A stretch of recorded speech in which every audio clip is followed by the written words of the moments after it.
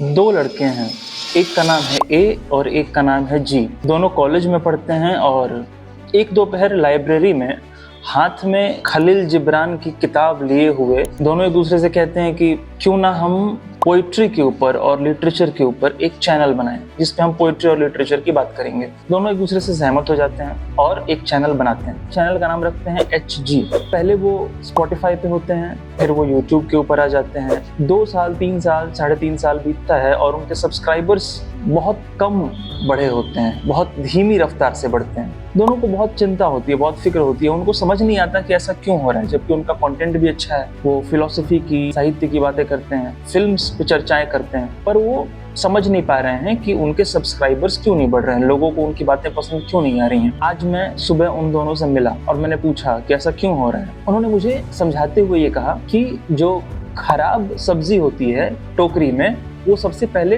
चुनी जाती है बनाने के लिए। खराब नोट होता है आपकी जेब में, वो सबसे पहले खर्च किया जाता है। तो जो इंटरनेट के ऊपर खराब सामग्री है, सड़ी गली, बदबूदार कंटेंट है, उसको ज्यादा कंज्यूम और जल्दी कंज्यूम किया जाता है। आज जब डोपामिन के दीवाने इंटरनेट की दुनिया में भरे हुए हैं तो उनको मसालेदार स्पाइसी कंटेंट चाहिए, भले ही उससे बवासीर होता हो।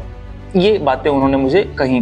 उन्होंने ये भी कहा कि अटेंशन स्पैन बहुत कम हो रहा है, 8 से 10 सेकंड अटेंशन स्पैन हो चुका है। अब इतने अटेंशन स्पैन में कैसे हमारी बातें, लोग इतनी गहरी बातें और साहित्य की, लिटरेचर की, पोइट्री की, फिलॉसफी की बातें सुनेंगे। उन्होंने मुझे ये बातें समझाई।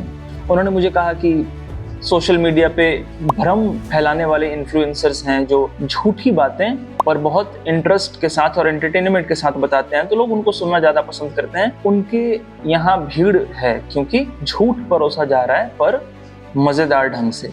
हम सच परोस रहे हैं और लोगों को पसंद नहीं आ रहा है। उन्होंने अपना तर्क मुझे दिया। आप यकीन मानिए, मैं उन दोनों को ये कह कर आया हूँ कि चाहे कुछ भी कहो, गलती तुम्हारी है। तुम्हें अपनी बात लोगों तक पहुँचानी है तो तुम्हें ही रास्ता निकालना होगा, तुम्हें ही ये तय करना होगा कि लोग तुम तक क्यों आए और कैसे आए। मैंने उन्हें कहा कि ये सब बहानेबाजी छोड़ो और ये सोचो, ये फिगर आउट करो कि इतना अच्छा कंटेंट, इतनी अच्छी सामग्री होने के बाद भी तुम इतने धीमे स्तर से, इतने धीमे दर से क्यों बढ़ रहे हो।